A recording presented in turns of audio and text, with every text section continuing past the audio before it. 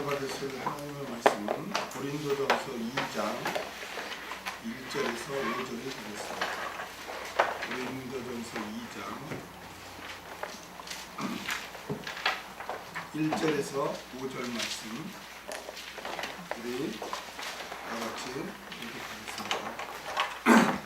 형제들아, 내가 너희에게 나아가 하나님의 증거를 전할 때 말과 지혜의 아름다운 것으로 아니하였나니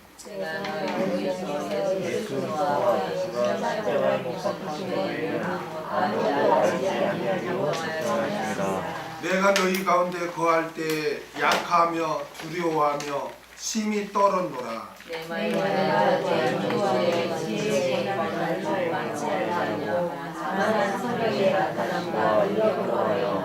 너희 믿음이 사람의 지혜에 있지 아니하고 다만 하나님의 능력에 있게 하려 하였노라. 아멘. 성령의 능력으로 십자가의 도만 전한 고린도 전도사여. 성령의 능력으로 십자가의 도만 전한 고린도 전도사여. 이런 제목으로 같이 말씀을 나누고자 합니다.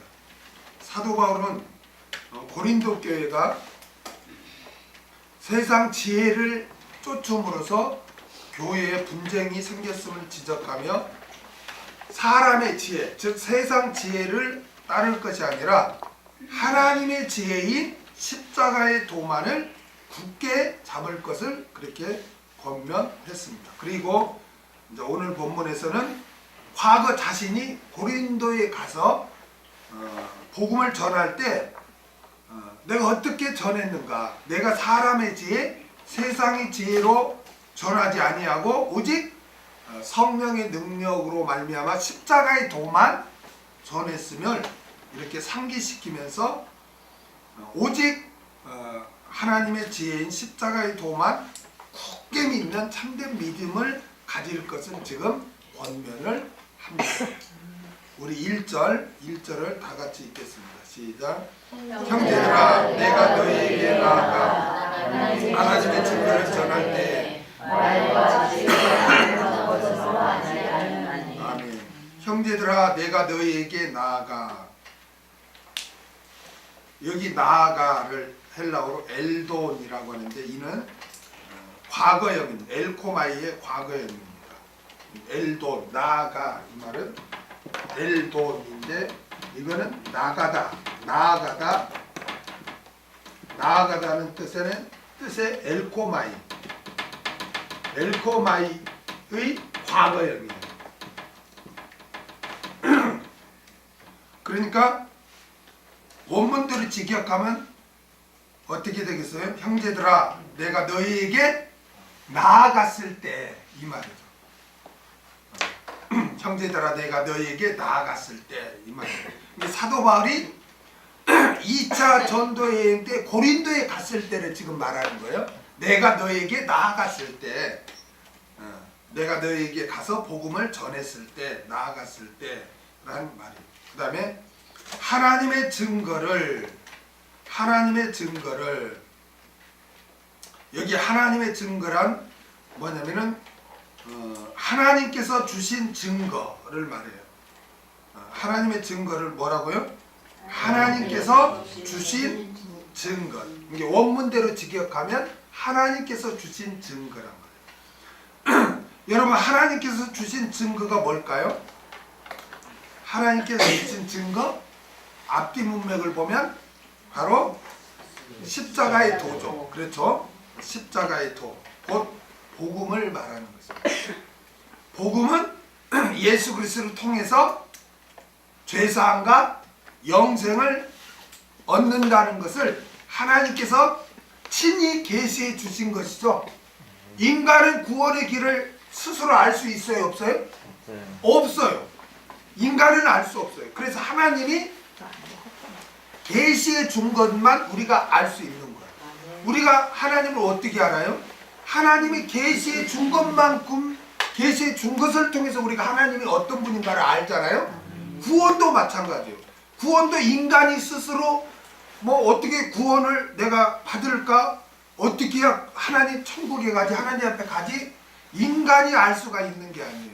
하나님께서 구원은 내가 너에게 보낸 예수님을 믿고 그래야 죄사함을 얻어서 영생을 얻는 거야 라고 하나님이 계시해 준 것을 통해서 우리가 알 수 있는 거예요. 아멘. 그래서 하나님께서 주신 증거라고 사도 바울은 그렇게 말씀을 하신 것입니다.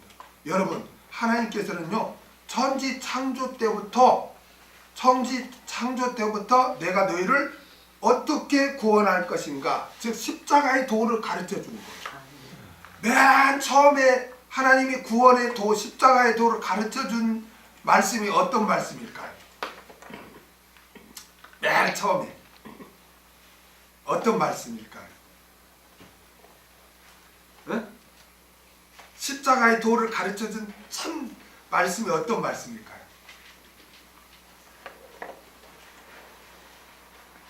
천지 창조 때부터 하나님이 가르쳐 주잖아요. 그렇죠. 빛이 있으라 다 하잖아요. 빛이 있으라. 이거를 구속사로 해석하지 않으면요, 그 빛이 뭔지를 해석을 못해요.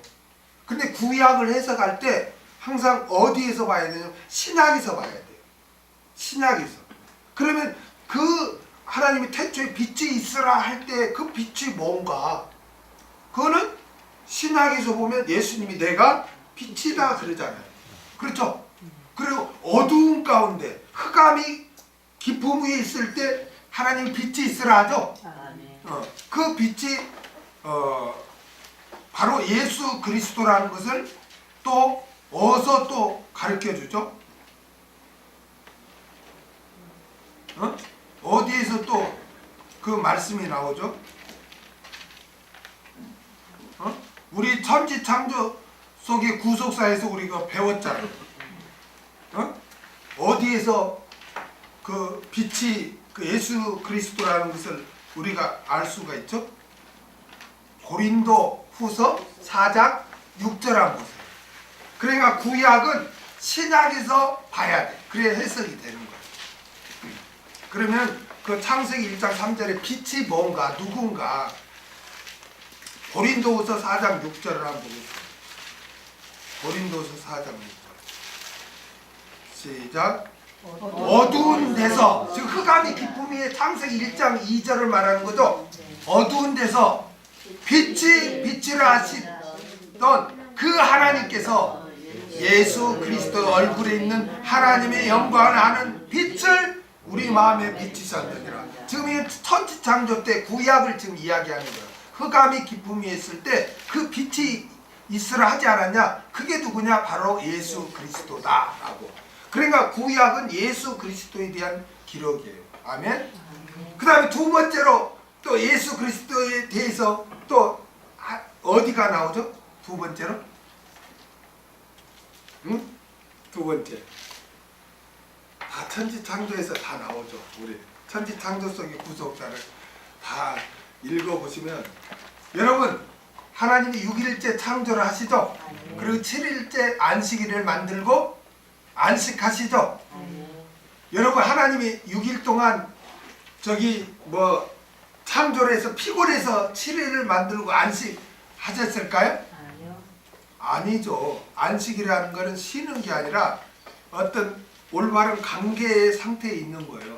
하나님은 창조를 통해서, 그 창조를 통해서 영광 받는 게 하나님의 안식이고, 하나님의 창조로 말미암아 피조된 피조물들은 하나님께 영광 돌리는 것, 이게 피조물의 안식이에요. 그걸 가리키는 거예요. 그런데 인간이 죄로 말미암아 안식이 깨져버렸잖아요. 그렇죠? 그런데 예수님이 수고하고 무거운 짐진 자들아 다 내게로 오라, 내가 너희를 쉬게 하리라, 안식을 이야기하잖아요. 그렇죠? 그래서 예수를 믿음으로써 이제는 하나님과 화목관계가 되는 거예요. 올바른 관계가 되는 거예요. 예수를 믿는 자들은 하나님께 영광을 돌리고, 하나님은 영광을 받으시고 은혜를 베푸시고, 이게 안식이에요. 어떤 사람 천국 가면 안식한다니까 아무것도 안 하고 쉬는 게 안식이라고 생각해. 여러분, 아무것도 안 하면 어때요? 좋아요? 고통이에요? 에?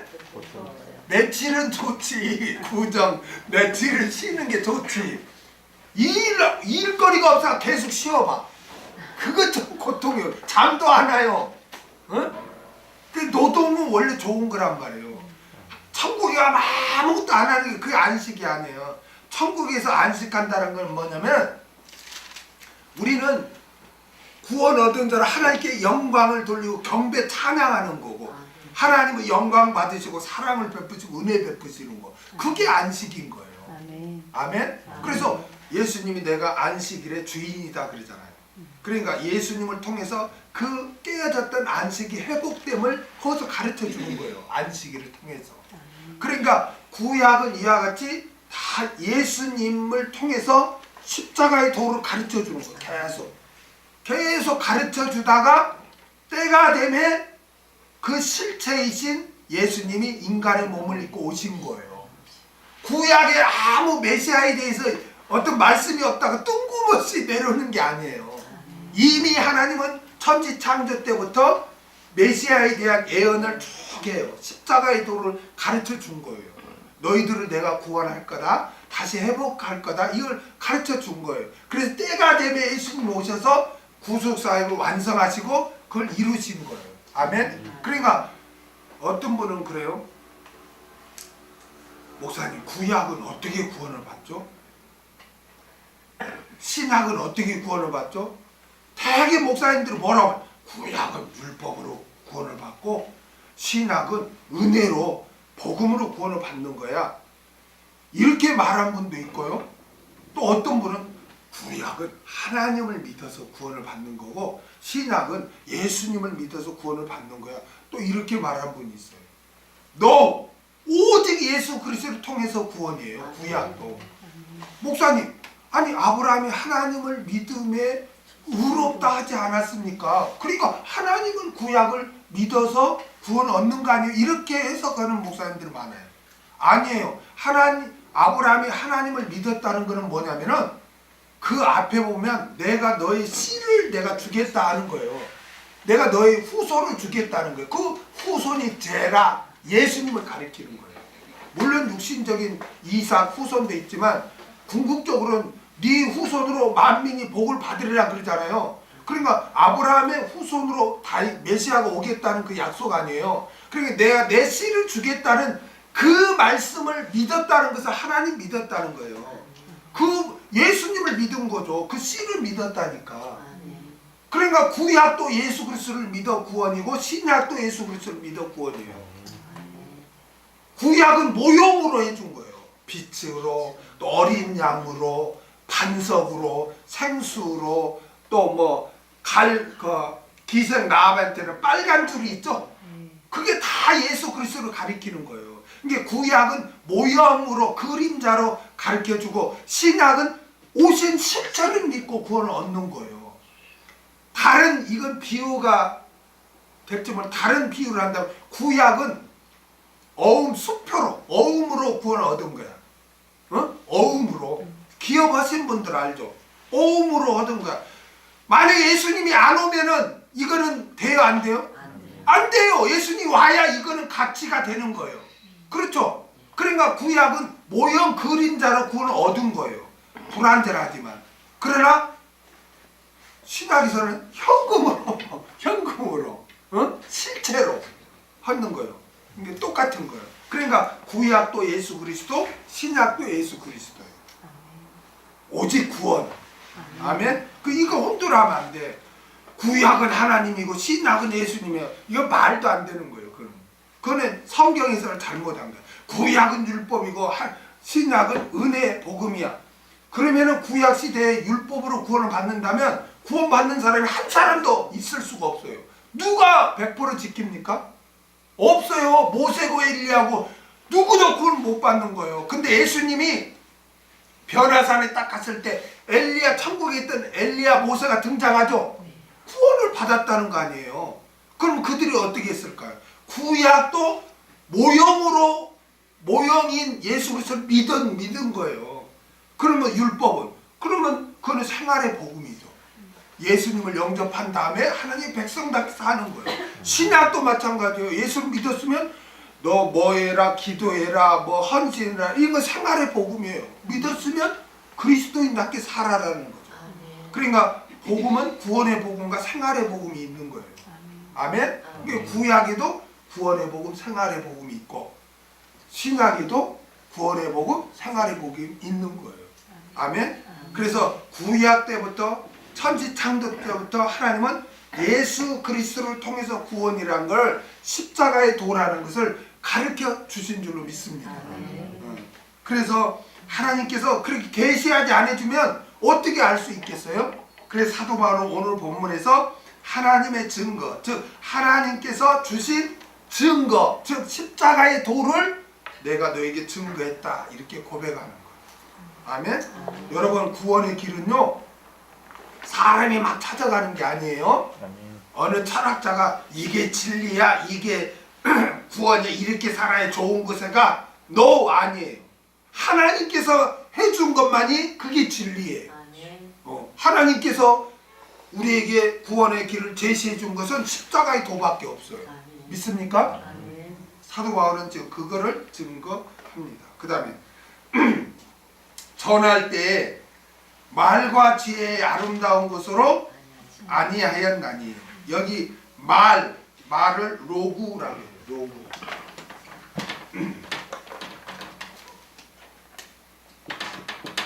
말을 로구라고 하는데 헬라어로 이게 뭐냐면은 연설, 언변, 말솜씨 그걸 말합니다. 그 다음에 지혜. 여러분, 우리가 계속 지혜가 부정적으로 쓰면 성경에서 지혜라고 말하는데 부정적으로 쓰면 뭘 말해요? 하나님의 지혜와 대조적인 말의 지혜, 사람의 지혜, 세상의 지혜, 자기 지혜를 말한다고 그랬죠? 이런 것들은 또 해석하면 인본주의예요. 세상 철학, 그 다음에 불신앙이죠. 다 이런 것들은. 그렇죠? 십자가의 도, 하나님의 지혜와 반대되는 것은. 그래서 여기서 말하는 내가 지혜로 전하지 않았다니까 부정적이죠. 그러니까 이건 뭘 말해요? 여기서 지혜는 부정적이니까 내가 세상 지혜로, 세상 지혜, 뭐 사람의 지혜 이런 걸로 내가 복음을 전하지 않았다는 거죠. 그렇죠. 그 다음에 아름다운 것. 아름다운 것은 휘페로켄이라고 해요. 휘페로켄이라고 하는데 이건 탁월한,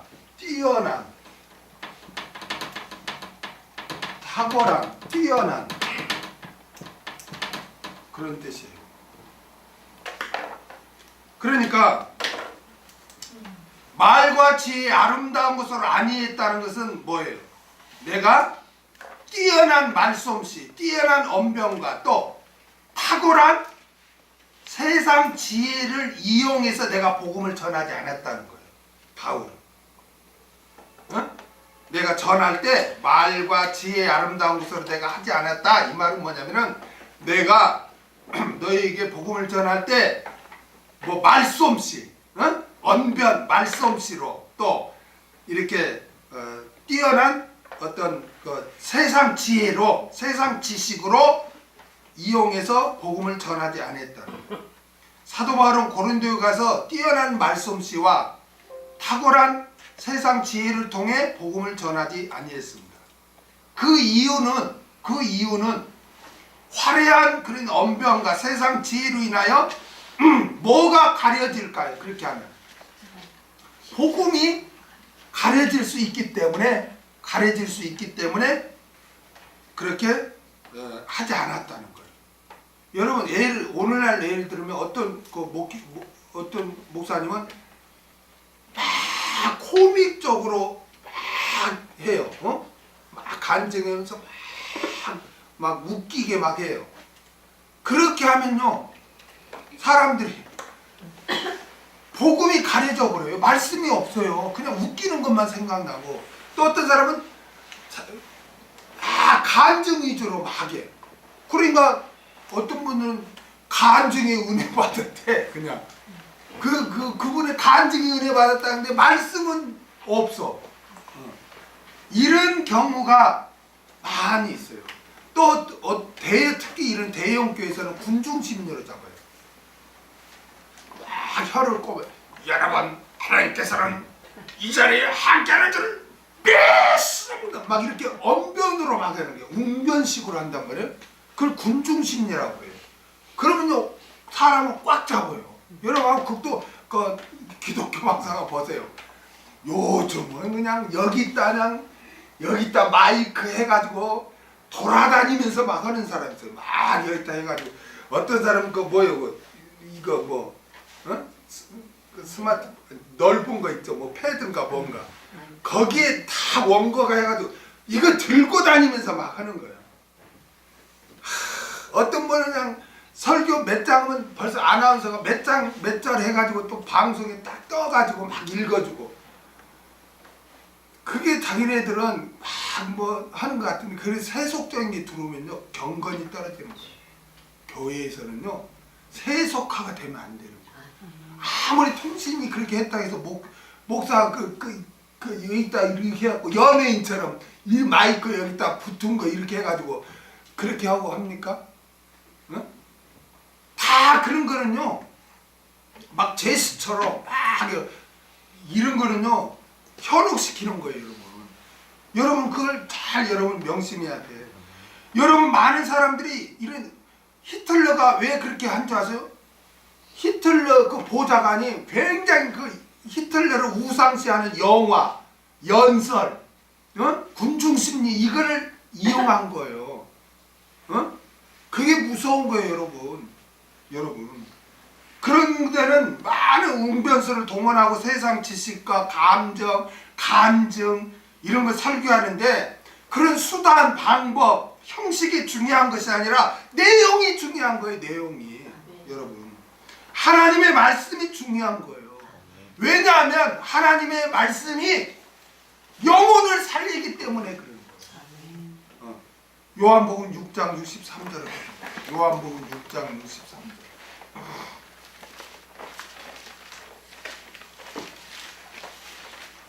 요한복음 6장 63절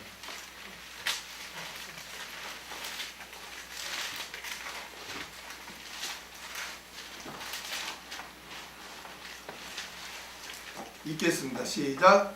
살리는 것은 영이니 육은 무익하니라.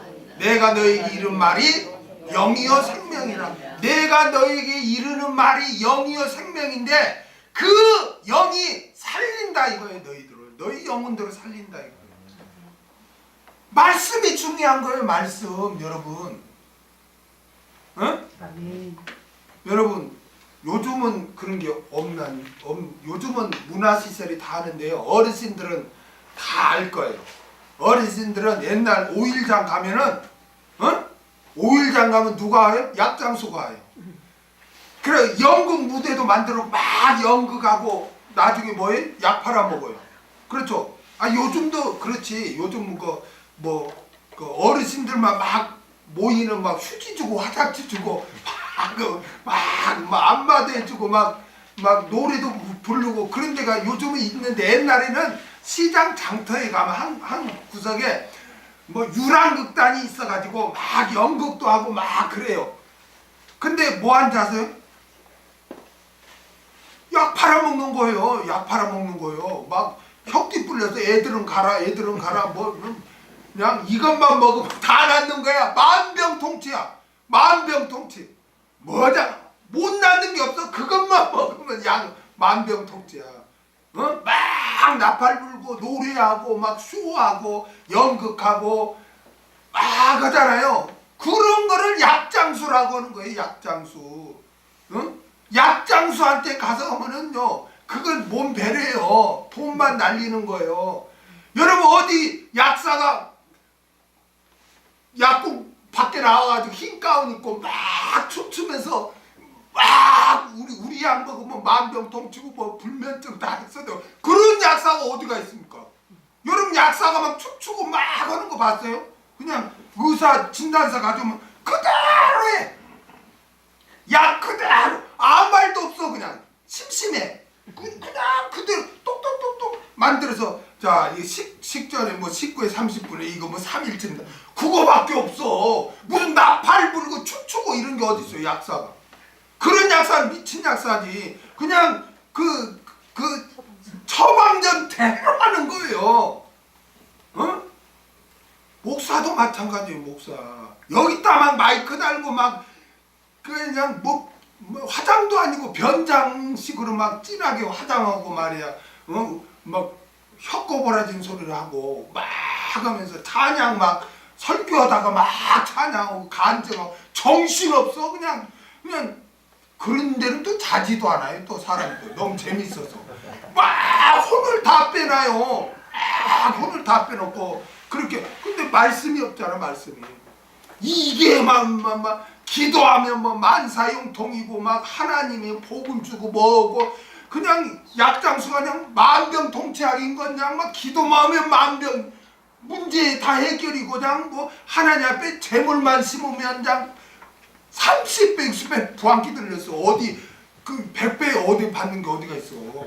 30배 100배 받는다고 막 만병통치약이라고 선전하듯이 막 그렇게 하는 거예요.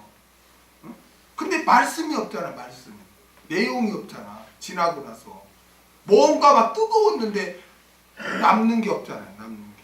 근데 말씀을 주의를 하면은 이거 무슨 그냥 막 혀꼬바른 소리도 하지 않지. 그냥 뭐 이런 거 장치도 안 하지. 그냥 있는 말씀 그대로 하니까 재미가 없죠. 어? 그러나 이 말씀 내용이 우리 영혼을 살린다는 거예요. 그러니까 목회자는 이 말씀이 쉽고 은혜 속에 전해지는 것 외에 다른 것을 막 하면 안 돼요. 예배 왜 그냥 예배가 말씀이 주가 돼야 되는데 막 교회 행사를 몇 분 동안 읽어요. 그냥 뭐 누구네 막 돌잔치까지 다 해. 어떤 데는 그냥 감사 봉투까지 다 읽어줘. 누가 너도 해라 이거야. 그냥 아무개 얼마 감사하고 뭐 왜 강대상에서 그 예배 시간에 그런 걸 다 합니까? 막 성가대 그런 괜찮. 성가대 찬양에 막 묘식행위가 얼마나 많아요. 그 20분 넘으면 은혜가 없다는 거예요. 말씀 20-30분 들어가지고 어떻게 한 주간 삽니까? 말씀이 주가 돼야죠.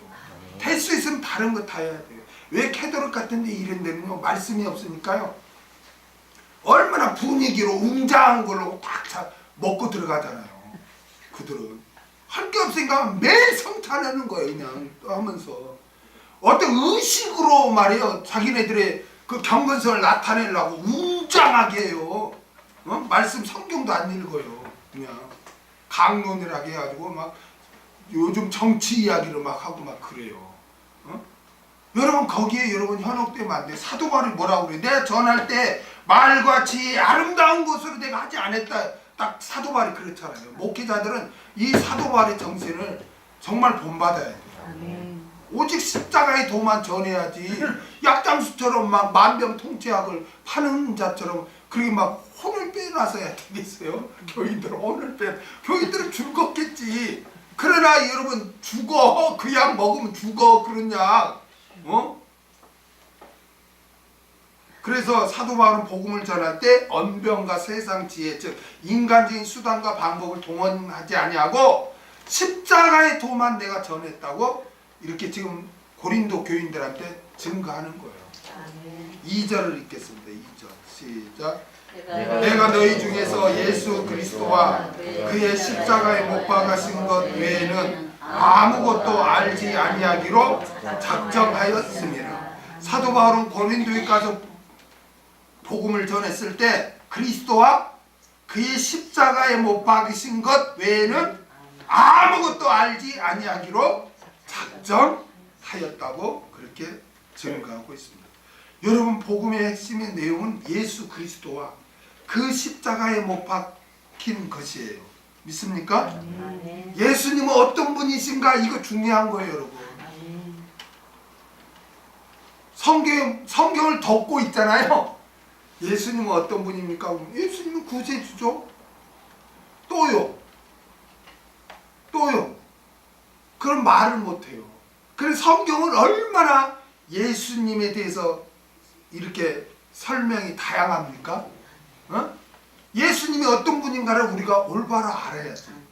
그럴 때 우리가 그분을 신뢰하고 의지할 수 있지. 아니 내가 믿는 분이 어떤 분인지를 여러분 대충 알고 그분이 어떤 분인지 나를 사망의 길로 인도한지 영생의 길로 인도한지 대충 흐리멍텅해 가지고 뭘 어떻게 그분한테 나의 영혼을 맡깁니까?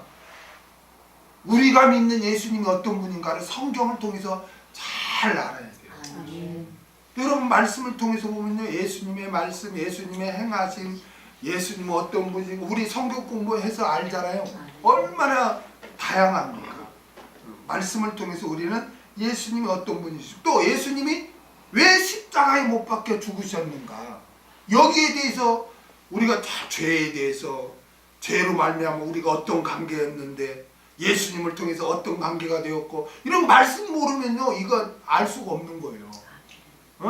그래서 사도 바울은 나는 예수 그리스도와 그 십자가에 못 박히신 것 외에는 나는 알지 아니하기로 그렇게 했다고 그렇게 증거하고 있는 거예요. 그런데도 고린도 교회 내에 화려한 언변술과 세상 철학을 내세운 자들이 들어와서 교회의 분쟁을 지금 일으키고 있는 거예요. 이게 사도 바울이 얼마나 안타깝겠어요. 내가 복음을 증거할 때는 내가 너희 어떻게 했냐? 십자가의 도만 증거하지 않았냐? 근데 너희는 왜 세상 철학 같은 걸, 세상 지식 같은 걸 받아들여 가지고 지금 너희가 분쟁을 하고 있냐? 라고 지금 사도 바울은 책망하고 있는 거예요. 여러분 교회에는 있잖아요, 사회계획을 하는 게 아니에요. 사회계획을 하는 거야. 이 사회를 뭐 뜯어 고치자 그렇게 하는 거 아니에요. 교회는요 그런 거는 세상 사람들한테 맡겨놓고 하나님께 우리가 맡기는 거지. 우리는 막 사회를 뭐 노조로 어떻게 하자 그런 건 우리는 관심 가지면 안 돼요. 아멘? 우리는 그런 거, 또 교회가요 행사 위주로 가서도 안 돼요. 온몸 행사가 그렇게 많아요. 왜 행사를 그렇게 합니까? 교인들 가만히 놔두면 딴 생각하고 다른 교회 갈까봐 정신없이 뺑뺑이 돌려야 된대. 그 영혼들을 얼마나 고생시켜. 아니 그렇게 자신이 없어? 다른 교회 갈까 그래 겁이나 나고 말씀을 잘 가르치면 되지. 또 교회가 찬양의 중심이 되면 안 돼요. 물론 우리가 하나님의 경배와 찬양인데 이게 주가 돼가지고 사람들을 말 다 감정주의로 빠져요. 감정. 아니 말씀 들을 때는 그냥 어떤 감정도 없고 감격도 안 하고 그냥 어떤 그냥 냉랭하다가 그냥 찬양 부르면서 그렇게 울어. 또 울기는 그게 좋은 거 아니에요. 교회는 또 교회가 신비주의로 그렇게 또 들어요. 아니 안 믿는 사람이 오면 어떻게 생각하겠어요? 불 꺼놓고 그냥 왈랄랄랄랄 막 그렇게 하면 안 믿는 사람이 오면 어떻게 했어요? 이거 다 미친 것들 아니야? 그게 정착하겠어요? 교회가? 무슨 무당집이야 교회가? 신비주의에서는 안 돼요 교회가. 여러분 교회가 친교 위주 그것도 안 되는 거예요. 물론 우리가 주 안에서 교제하는데 그게 주 목적이 돼서는 안 된다. 교회는 있잖아요 진리의 기둥터라고요. 진리의 기둥터. 말씀이 딱 기준이 돼야 되는 거예요. 아멘? 말씀이 없이 다른 걸 넣으면 다 그건 인본주의 수단 방법이에요. 그런 거는요 오래가지 못해요. 그런 거는. 그래서 교회 사도 바울은 내가 너희 중에서 예수 그리스도와 그의 십자가에 못 박히신 것 외에는 아무것도 알지 아니하기로 내가 작정했다라고 고백하는 거예요. 저는 이 말씀을 보면서 굉장히 도전을 받고 나도 이렇게 해야지 라고 말씀 준비하면서 다짐을 많이 했습니다. 3절을 읽겠습니다. 3절 시작. 내가 너희 가운데 거할 때 약하며 두려워하며 심히 떨었노라. 내가 너희 가운데 거할 때, 근데 이게 헬라어로 거할 때 이게 프로스 휘마스예요.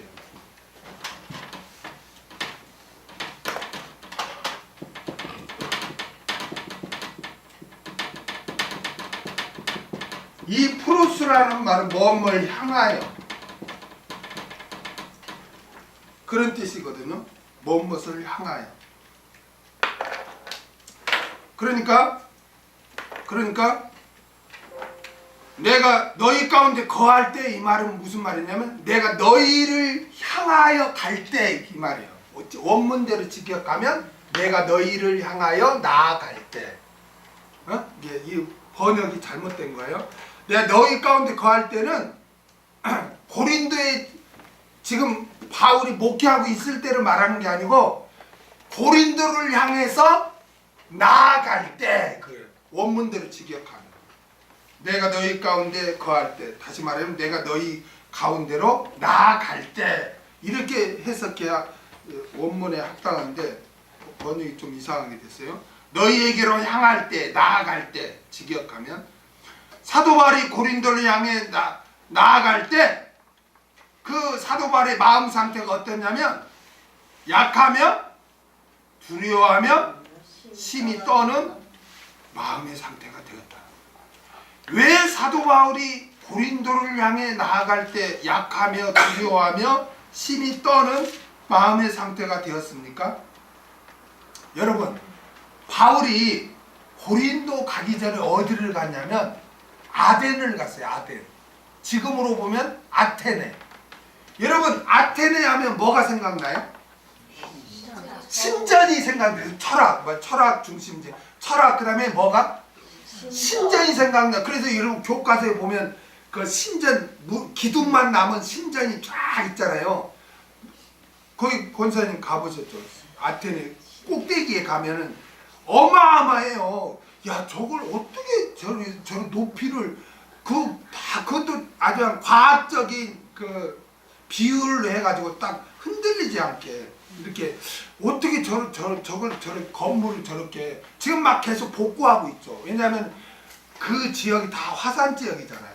그러니까 다 묻혀니까 그걸 긁어내서 이제 이렇게 회복하는 과정이에요. 근데 지금도 옛날에도 계속 발굴하지만 지금도 발굴하고 있어요. 가보면 막 회복하고 있는데 무너진 걸 다 붙여놓고 쌓고 이러는데 정말 아테네 제일 언덕에 그 신전을 딱 보는데 어떻게 인간이 건축술이 너무 대단하다. 어떻게 이게 웅장하게 이렇게 지을 수가 있지? 그런 게 아테네는 철학이 굉장히 했어요. 그래서 아테네 바로 밑에 내려오면 아고라 그 시장이 있는데 거기에는 평지가 있어요. 그렇죠? 평지가 있는데 거기는 뭐냐면은 이제 사람들이 모여서 막 철학을 논하는 그 자리예요. 이게 바울이 그 아테네 신전을 보고 내려와서 사람들이 모여 있는 아고라 광장에 가서 복음을 든 거예요. 바울이 복음을 든 거예요. 근데 사울이 워낙 이 아테네 사람들이 철학적이니까 철학의 바탕에서 논쟁을 하니까 바울이 거기서 복음을 전할 때 철학적으로 전해요. 거기서 복음을 전할 때 철학적으로 복음을 전해. 예수 이야기가 안 나와. 그리고 하나님도 신이라고 해. 응? 사도행전 한번 보세요. 사도행전 17장 16절에서 31절을 한번 보겠습니다. 사도행전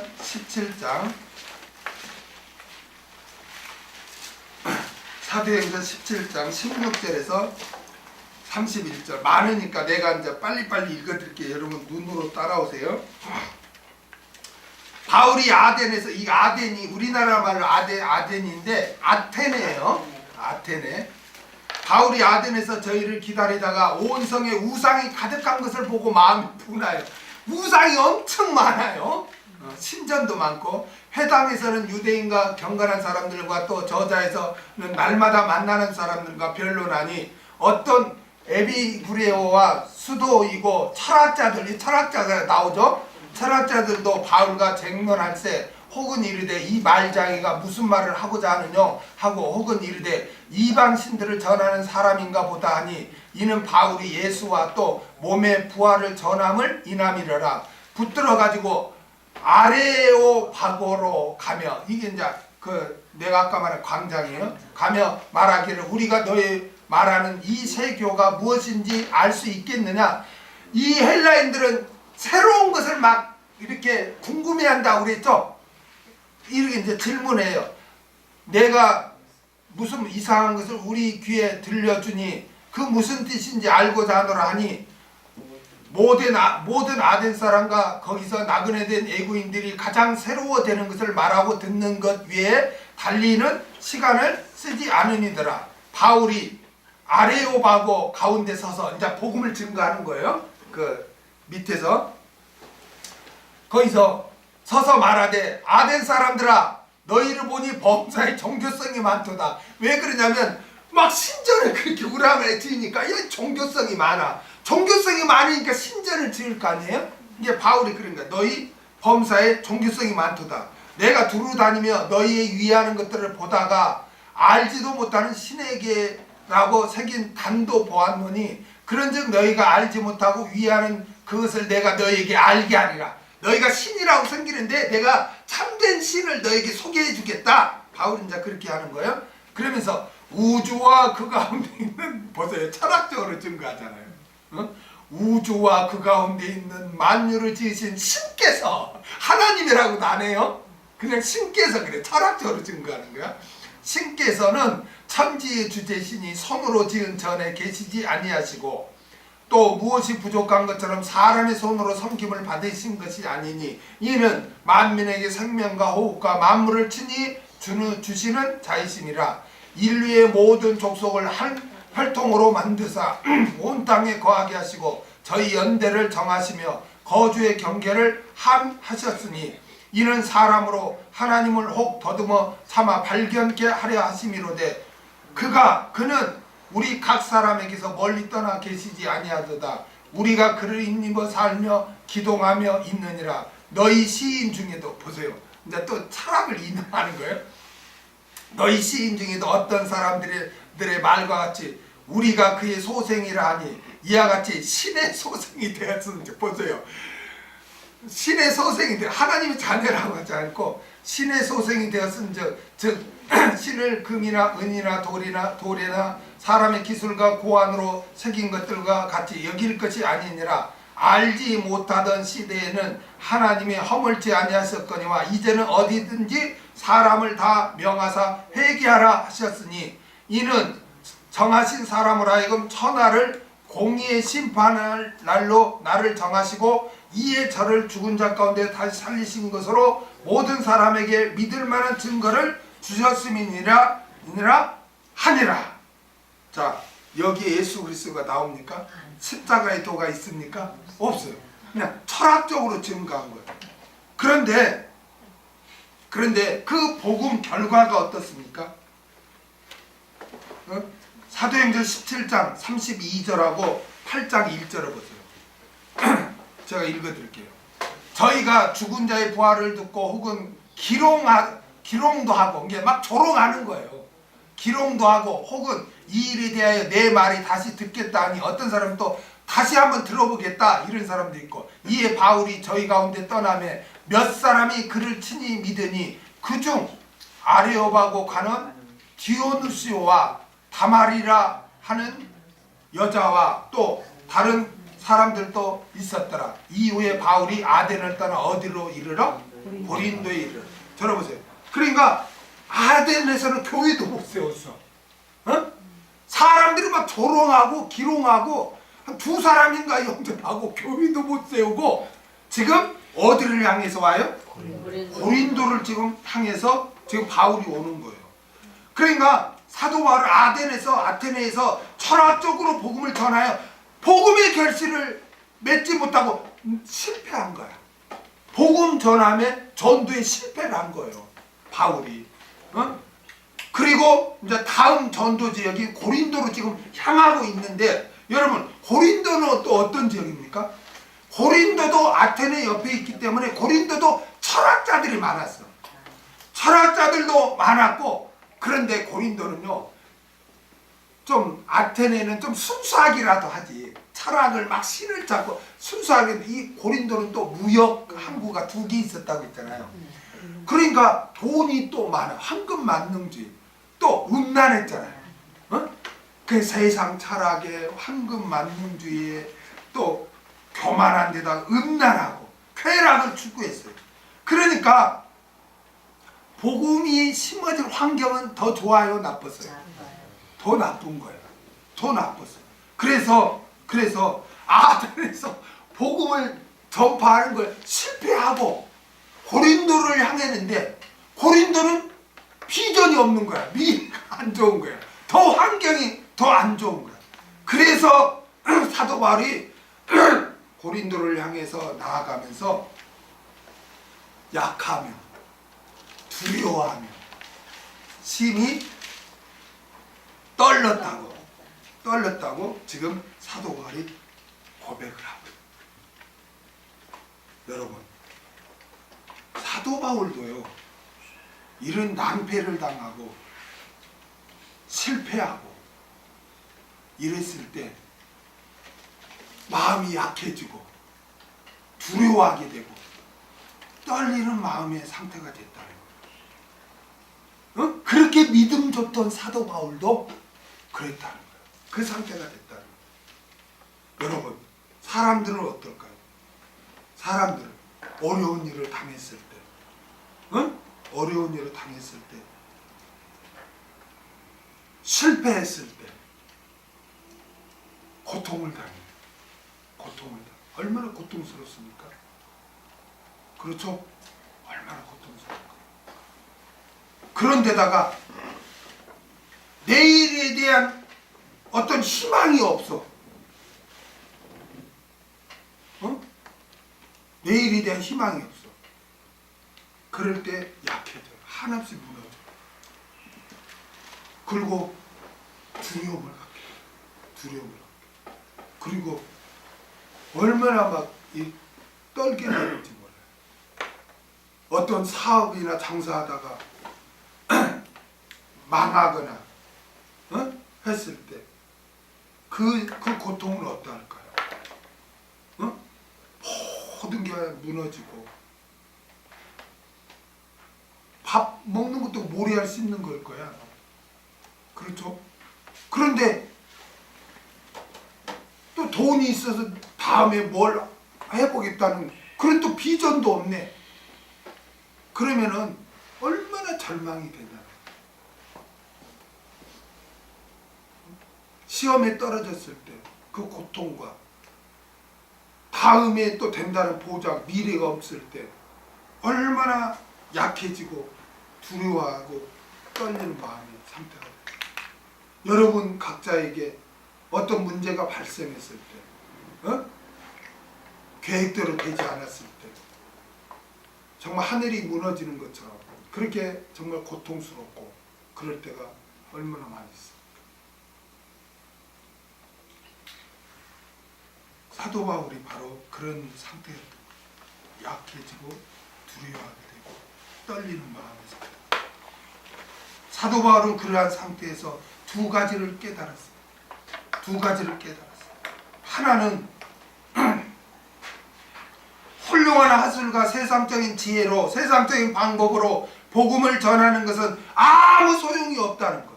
수단 방법으로 문제를 해결하려고 하는 것은 그건 아무 소용이 없다는 것을 깨달았고, 또 한 가지는 인간의 의지와 노력만은 가지고 안 된다는 것.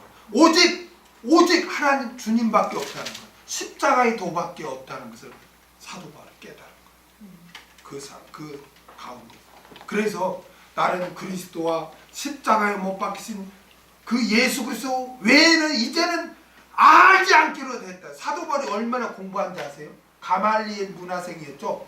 그렇죠? 율법이나 사도 바울은요, 언어가 로마어, 아람어 다 있어요. 몇 개국을 한 사람이에요. 그 철학자들 앞에서도 논쟁에 지지 않고 철학적을 한 사람이에요. 그런 사도 바울인데 나는 이제는 예수 그리스도와 십자가에 못 박히신 그 예수 그리스도 십자가의 도 외에는 알지 아니하기로 다짐을 했다고 그렇게 하는 거예요. 그 상태에서 여러분 그 실패와 절망과 고통과 어려운 환경에서 우리가 어떻게 해야 됩니까? 거기에서 우리가 막 인간 찾아다니고 수단 방법해야 됩니까? 아니에요. 오직 예수 그리스도를 바라봐야 돼요. 예수 그리스도를 붙잡고 오직 하나님의 말씀 복음만을 붙잡고 의지해야 돼요. 그게 살 길이에요. 살리는 것은 영이니 육은 무익하니라. 내가 너에게 이른 말이 영이요 생명이라. 그 어려운 가운데서 그 처절한 고통 가운데서 일어설 수 있고 견딜 수 있는 것은 하나님의 말씀을 붙잡는 길밖에 없어요.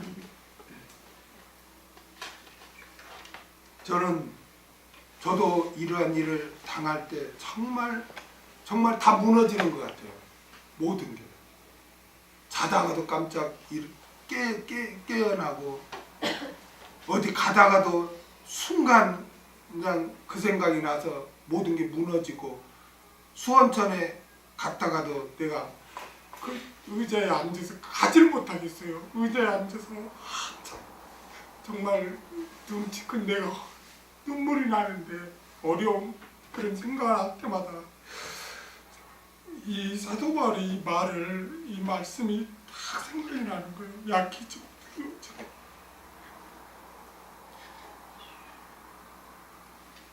근데 제가 이 말씀으로 위로를 또 받습니다. 하나님 말씀밖에 없다. 그래서 제가 옛날에 증거했던 그 테이프가 있었거든요. 그래서 그 테이프나 이렇게 비디오 내가 증거한 말인데도 내가 그거를 들어요. 다시 틀어놓고. 그래서 위로받습니다. 제가. 그래서 힘을 얻고 그렇지. 우리 인생사는 다 하나님이 훈련하는 거지. 그래서 다 그런 훈련소를 통해서 그런 고난, 실패, 절망 이런 걸 통해서 깨어지고 겸손해지고 하나님만 의지하게 하고 그러다가 우리 예수님께서 천국 가는 거 아닌가. 그런 어려움이 없으면 더 기도하겠는가? 더 하나님 앞에 의지할 수 있겠는가? 그런 생각을 하면서 또 위로받고 힘을 얻고 그래서 천국을 더 소망하게 되고 그렇게 나아갑니다. 그래서 여러분도 정말 어떤 시험에 실패하거나 또 사업이 망하거나 어려운 일이 있을 때 정말 십자가, 예수 그리스도, 하나님의 말씀을 붙잡는 길밖에 없어요. 예수님이 그랬잖아요. 내가 너에게 이르는 말이 영이요 생명이라. 그런 영은 살린다. 그래서 사도 바울이 그 아덴에서 참 얼마나 실패를 했습니까? 지금까지 실패한 적이 없었거든요. 근데 거기서 처절한 조롱까지 받았단 말이에요. 결실도 못 맺고. 그런 와중에 고린도를 향할 때 앞날도 더 좋은 환경이어야 되는데 그냥 음란하고 황금 만능주의, 교만하고 철학적이고 더 안 좋은 환경이니까 아덴보다도. 그러니까 바울의 마음이 정말 약해지고 두려워하게 되고 떨리는 그런 상태가 있다는 거예요. 근데 거기서 어떻게 바울이 더 딱 마음을 다잡냐면 그 상태에서 나는 십자가의 도 외에는 예수 그리스도 외에는 내가 알지 않기로 아예 다짐했다. 나는 오직 예수만 붙잡고 나는 복음 하나님의 말씀만 붙잡겠다는 거예요. 그래서 바울이 다시 또 일어서서 이렇게 고린도에 가서 교회를 이렇게 세운 거예요. 우리들도 세상 살다 보면 다 어려움이 있어요. 근데 그것도 하나님의 주권하에 있기 때문에 다 우연히 일어나지 않습니다. 그럼 왜 하나님은 그러한 일이, 고통스러운 일이 일어나게 할까? 우리를 사랑하지만 우리를 깨뜨리고 오직 하나님만 의지하도록, 그래서 예수 닮도록. 인간은 간사해서요 문제도 없고요 모든 일이 다 하면 기도도 안 해요. 하나님 의지하지도 않아요. 교만할 대로 교만해지지. 하나님은 그걸 알아요. 그렇기 때문에 어떻게 해요? 깨려면 질병으로 깨든가 물질로 깨든가 자녀를 통해서 깨든가 사업을 통해서 깨든가 어떤 환경을 통해서 우리를 깨뜨리고 더 하나님만 의지하도록 하는 거죠. 근데 그 길이 하나님이 우리를 망하게 하는 게 아니에요. 우리를 더 예수 닮게 하고 더 믿음의 사람으로 만들기 위한 과정인 줄로 믿습니다. 우리 그리스도인은 터널을 통과하는 것 같아요. 깜깜하지만 터널은 반드시 끝이 있어요, 없어요? 끝이 있어. 환한 끝이 있어요. 그래서 우리에게는 반드시 소망으로 끝이 나는 줄 믿습니다. 그래서 사도 바울처럼 정말 때로는 우리가 어떤 문제 때문에 약하며 두려워하며 심히 이렇게 떠는 그런 상태가 된다 할지라도 거기서 좌절하거나 수단 방법을 써서는 안 되고 오직 예수 그리스도 십자가의 도만 붙잡아야 할 줄 믿습니다. 4절을 읽겠습니다. 4절 시작. 내 말과 내 전도함에 지혜에 권한 말로 아니하고 다만 성령이 나타남과 능력으로 하여 내 말과 내 전도함이 지혜에 권한 말로 아니하고 내 말과 내 전도함이란 사도 바울의 복음 전파를 이중적으로 지금 표현한 거죠. 내 말, 내 전도함. 이거 지금 복음을 내 말이라고 하고 내 전도함이라고 이중적으로 한 거잖아요. 이거는 이중적으로 이렇게 표현한 거는 강조하는 거죠. 그래 강조하는 것으로 사도 바울이 전한 복음을 가리킵니다. 사도 바울은 자신이 전한 복음은 지혜에 권하는 말로 하지 아니했다고 했습니다. 여기서 지혜는 부정적으로 쓰였죠? 그럼 뭐예요? 부정적으로 항상 쓰이면 말의 지혜, 사람의 지혜, 세상의 지혜, 자기 지혜죠. 그렇죠? 그러니까 지혜로 하지 아니했다고 하는 것은 여기서 지혜는 하나님의 지혜인 십자가의 도와 대조되는 세상의 지혜, 사람의 지혜를 말하죠. 그래서 이런 세상의 지혜를 동원하고 사람의 지혜를 동원해서 설득하지 않았다, 전하지 않았다. 사도 바울은 고린도에서 복음을 전할 때 세상적인 수단 방법을 막 동원해 가지고 설득하지 않았다는 거예요. 전하지 않았다는 거예요. 오직 1절에 하나님의 증거를 전할 때 말과 지혜의 아름다운 것을 하지 않았다는 거죠. 그렇죠? 그 다음에 다만 성령의 나타남과 능력으로 하여 사도 바울은 세상 지혜 즉 탁월한 언변이나 탁월한 세상 철학을 동원해 복음을 전할 경우 지식 자랑만 될 뿐 십자가의 도는 희미해질 것을 잘 알고 있었어요. 이미 아테네에서 경험했잖아요. 그래서 사도 바울은 세상 지혜 즉 탁월한 언변과 탁월한 세상 철학을 통해 복음을 전하지 아니하고 성령의 나타남과 능력으로 하였다고 그렇게 증거하고 있습니다. 이 성령의 나타남과 능력은요, 헬라어로 엔 아포데익세이, 그 다음에 푸뉴마토스 카이 뒤나메오스라고 하는데요. 엔 아포데익세이 푸뉴마토스 카이 뒤나메오스. 그러니까 이 푸뉴마토스와 뒤나메노스가 아포데익세이와 연결되는 거예요. 그러니까 아포데익세이는 나타나다, 증거하다, 논증하다는 뜻이 있거든요. 그러니까 여기서 증거하다는 뜻이죠. 여기서는 증거하다. 그러므로 원문대로 직역하면 성령의 능력으로 증거하여.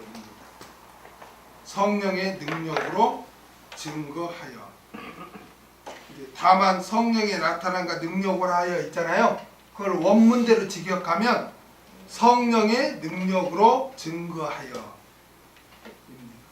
사도 바울은 고린도에서 탁월한 언변과 세상 철학으로 복음을 전하지 아니하고 성령의 능력으로 증거했다고 그렇게 증거하고 있습니다.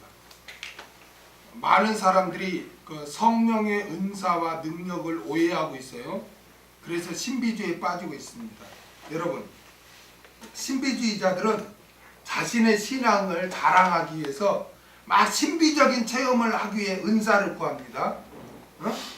그러나 여러분, 은사는 무엇 때문에 준다고 그랬어요? 교회를 섬기라고 하나님이 주시는 거예요. 그러니까 내가 교회에 관심을 갖고 내가 섬기고자 하는 마음을 줄 때 은사를 주는 거예요. 근데 내가 전혀 관심도 없어. 전혀 관심도 무관심하는데 은사를 주시지 않아요. 여러분 은사를 사모하라 그러죠. 그거는 뭐냐면요, 내가 거기에 대해서 내가 그러한 일을 하겠습니다 하고 기도하고 그 일을 사모할 때 거기에 맞는 은사를 주는 거예요. 그러니까 여러분들 그 지혜로운 거예요. 나는 평소에 난 사람들한테 그렇게 무관심하고 그렇게 내가 사랑을 못하네. 그러면 내가 형제 사랑하고 내가 가족과 이웃을 내가 정말 사랑하는 사람이 되고 싶다. 어? 하나님, 나는 부족합니다. 그러니까 사랑의 은사를 주세요. 사랑의 은사를 주세요. 그러면 이제 그런 소원이 있잖아요. 내가 형제를 사랑하고 가족을 사랑하고 이웃을 사랑하는 소원이 있으면서 내 인간의 힘으로는 안 되니까 성령님 은사를 주세요. 그 은사를 주는 거예요. 아멘. 내가 어려운 사람을 보고 참 누가 저렇게 어렵게 목회하고 참 저런 걸 내가 참 돕고 싶은데 그런 마음을 가질 때 구제 은사를 주는 거예요. 근데 전혀 뭐 어려운 사람 봐도 무슨 그냥 냉랭하고 관심도 없고 그런 사람한테 성령이 은사를 주겠어요? 그런 은사를 사모하라는 거는 내가 신앙생활 때 나 이렇게 하고 싶습니다. 그런 마음이 들 때 기도하세요. 내 이렇게 하고 싶은데 내 인간적으로는 부족하고 연약합니다. 그래 은사를 주세요. 그럼 거기에 대해 은사를 주는 거예요. 여러분 꼭 사랑의 은사도 구하세요. 구하세요. 사랑의 은사.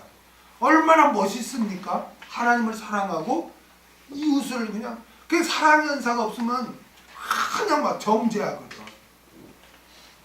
그게 행복하겠습니까? 이왕이면 긍휼히 여기고 섬기고 사랑하는 게 그게 예수님의 마음이고 그게 행복 아닙니까? 그러니까 사랑의 은사를 구하는 게 얼마나 또 구하는데 안 주시는 분이 아니잖아요. 성령님이. 그렇죠? 내가 그렇게 살겠다는데 우리를 돕기 위해 오신 분이 성령님이죠. 그러니까 은사를 주는 거란 말이에요. 근데 이거를 교회를 섬기고 이거와 관계없이 내 자랑하기 위해서 막 은사 구하는 거는 신비주의다. 능력도 마찬가지예요. 여러분 성령께서 능력을 어떤 때 주시죠? 능력을 어떤 때 주시죠? 성령님이? 성령님이 능력을 누구에게 줍니까? 어떤 사람에게 줍니까? 사랑하는 사람? 또 성령의 능력요 전도와 관련됐어요. 뭐와 관련됐어요? 항상 전도. 성경을 보세요. 능력이 어디 성령의 능력이 무엇과 관련? 한번 사도행전 1장 8절을 보세요. 사도행전 1장 8절.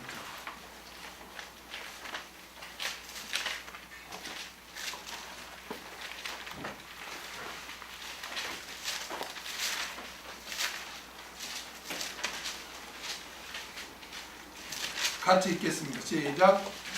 오직 성령이 너희에게 임하시면 너희가 권능을 받고 예루살렘과 온 유대와 사마리아 땅 끝까지 이르러 내 증인이 되리라 하시니라. 보세요. 이 권능을 이야기하면서 뭘 말씀하세요? 복음 전도를 지금 말씀하잖아요. 그렇죠? 성령의 능력은 전도와 관련되는 거예요. 데살로니가전서 1장 5절을 한번 보세요. 데살로니가전서 1장 5절.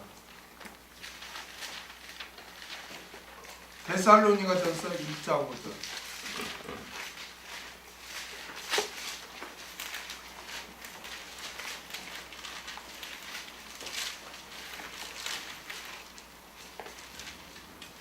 읽겠습니다. 시작. 이는 우리 복음이 말로만 너에게 이른 것이 아니라 오직 능력과 성령과 큰 확신으로 된 것이니 우리가 너희 가운데서 너희를 위하여 어떤 사람이 된 것은 너희 아는 바와 같으니. 여기 뭐 우리 복음이 말로만 너에게 이른 것이 아니라 그랬죠? 복음 전도와 관련되면서 뭐라고 그래요? 능력을 이야기하잖아요. 그렇죠? 성령의 능력을 항상 복음 전도와 관련됐어요. 미가서 구약에서 또 뭐라 구약을 한번 또 찾아보겠습니다. 미가서 3장 8절을 한번 볼까요? 미가서, 요나 다음에 미가서 3장 8절.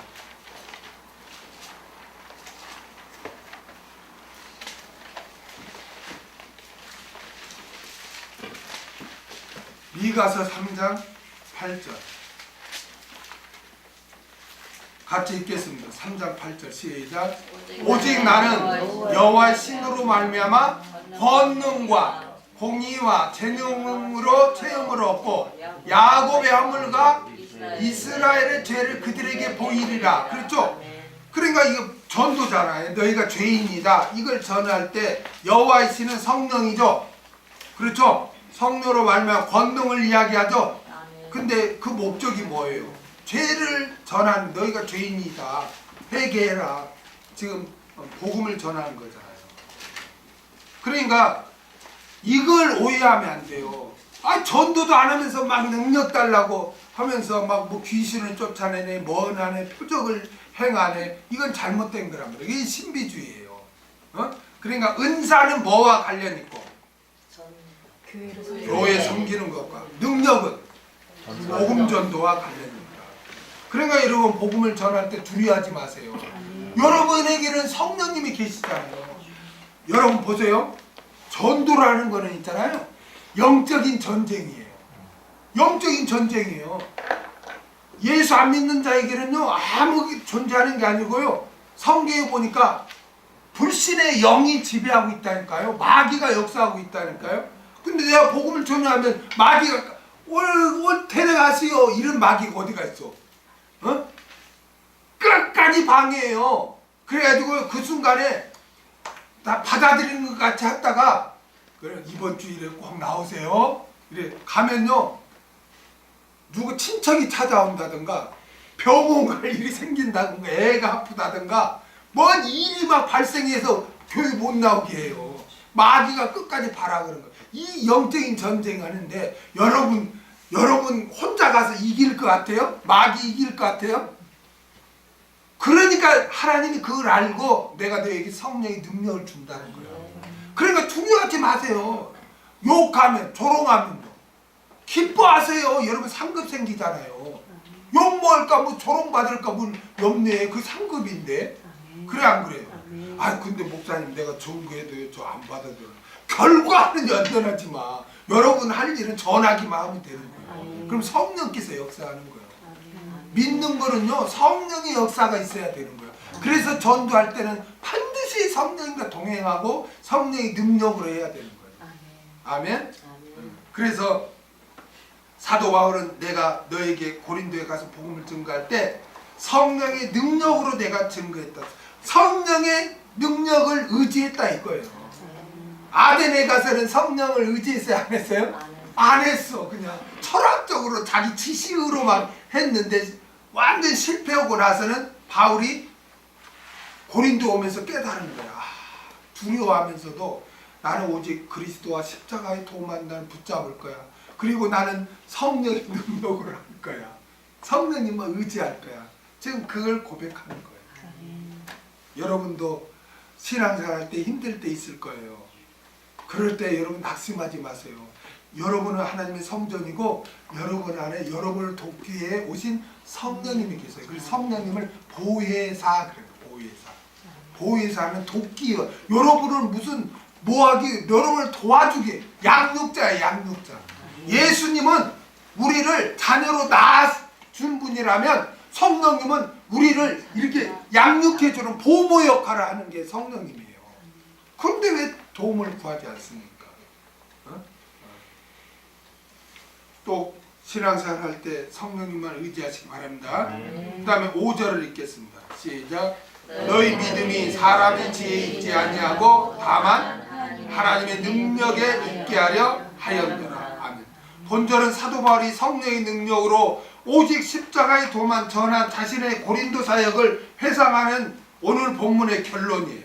사도 바울은 자신이 성령의 능력을 의지하여 오직 십자가의 도만 전한 것은 고린도 교인들로 하여금 사람의 지혜, 세상의 지혜가 아닌 하나님의 능력으로 말미암아 전해진 십자가의 도만 굳게 믿고 따르기를 원했기 때문이라는 거예요.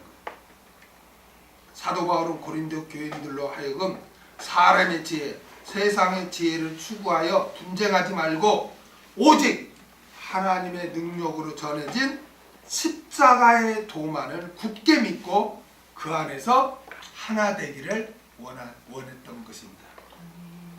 여러분, 오직 여러분 어떤 환경에 있다 할지라도 우리는 고아가 아닙니다. 아멘? 우리에게는 십자가의 도, 복음, 말씀이 우리에게는 주어졌고 또 우리 안에는 보혜사 성령님이 내주하고 계신 줄로 믿습니다. 그래서 오직 십자가의 도를 붙잡고 성령을 의지해서 승리하는 신앙생활 하시길 주의 이름으로 부탁드립니다. 기도하겠습니다.